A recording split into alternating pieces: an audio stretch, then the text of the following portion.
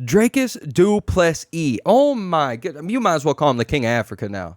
I mean, my gosh, to go out there and take Izzy out the way he did tonight, hats off to the man. I don't know how many times personally I'm going to keep picking against him and keep doubting this man. Because, I mean, this man's starting to take all my money. You can look at the Robert Whittaker fight. My guy, I'm always going to pick Robert Whittaker. I thought there was no chance in hell he was beating Robert Whittaker. Goes out, stuns him. Takes him out. Sean Strickland, no way I thought he was winning. Derek Brunson fight, didn't think he was winning. Darren Till fight, didn't think he was winning. And this guy just keeps going out there and just proving me wrong, stealing all my money. And now I'm sitting here just shocked, man. All week I'm kind of leading up to it. I'm talking like, hey, guys, let's be honest here. Izzy isn't prime Izzy anymore. He still could very well get this job done. But let's not pretend ourselves 35-year-old Izzy, who's made all the money and won all the championships, is the same prime Izzy that was, coming up and not the champion yet and still, 30 years old, 29, 31, 32 years old, where this man was just killing everybody.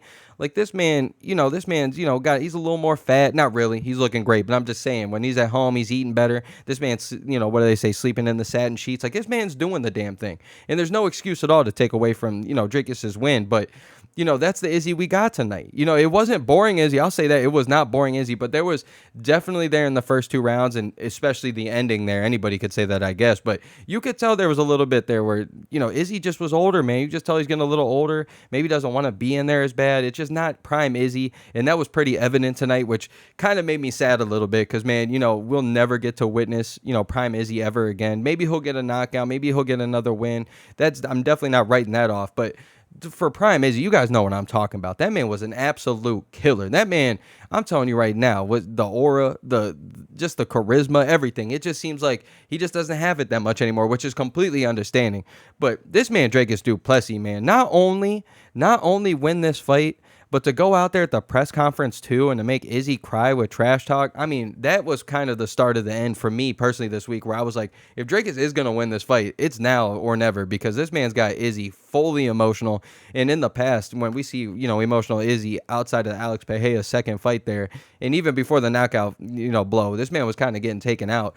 And we see him not have kind of the greatest performances, and anybody really who fights too emotional, we all know, doesn't come out with the greatest performances. But I mean, Izzy was looking phenomenal there in the third and fourth round. I thought he was about to take over with it, but this man, Dricus Du Plessis, he's got to be the greatest fighter of all time, who looks like at the stool between rounds, or even the start of round sometimes, or the end of round, this guy looks like he's about to hunch over and die, or throw up in the middle of the octagon, or literally die of exhaustion right in front of us. And then all of a sudden, this man's getting a finish, or he's cutting Sean Strickland wide open and winning the fourth and fifth round, or he's taking out a Darren Till, or taking out Derek Brunson, or finishing Izzy. I mean, this dude, just when he looks like a fish out of water, this guy, I mean, it's crazy to see. I think that's why I always doubt him, because I'm always like, man, he's going to gas out one day. Izzy with the body shots, it was adding up. It looked like he was about to get him out of there.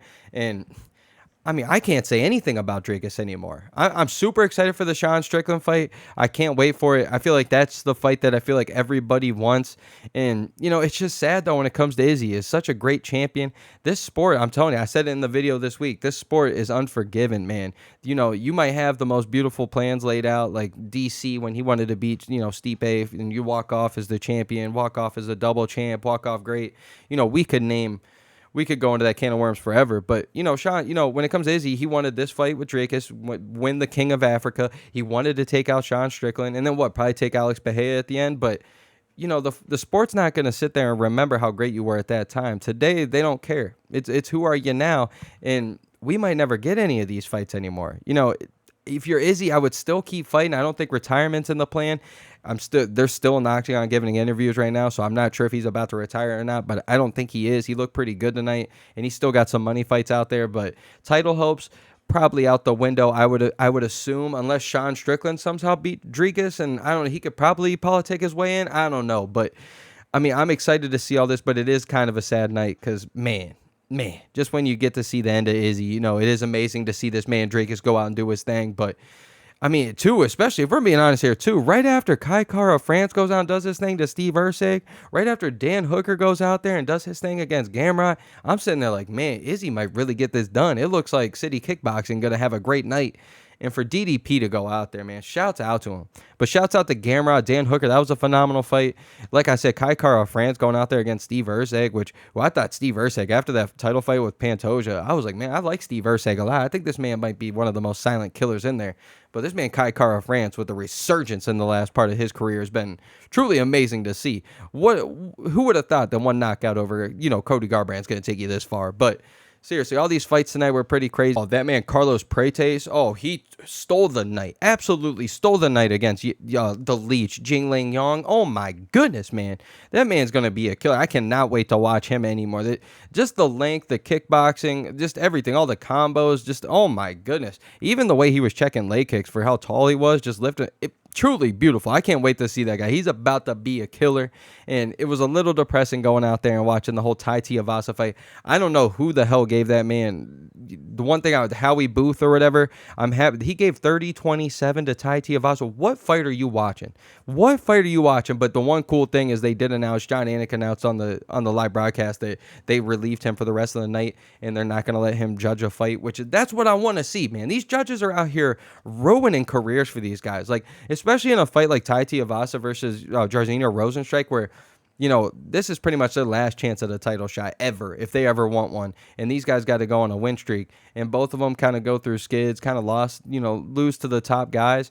And for these guys, it's their last chance. And for a judge to go out there and try to screw over Rozenstruik like that, like, come on, man. You should never judge a fight again. And we all love Tai. We all love Tai Tuivasa, but we know that fight wasn't good, man. We all know. We all know that man, or at least for him, the fight was actually pretty good for two heavyweights to go that long. I was actually pretty impressed. They were throwing bombs, but you know what I mean when it comes to Tai Tuivasa winning 30-27. I don't even think he won a round, to be fair, but I mean, seriously, these guys need to be held accountable. This is ridiculous. How many times do we talk about judges, man? Like, thank God, though, that they finally took somebody off and are actually taking steps to, maybe better something.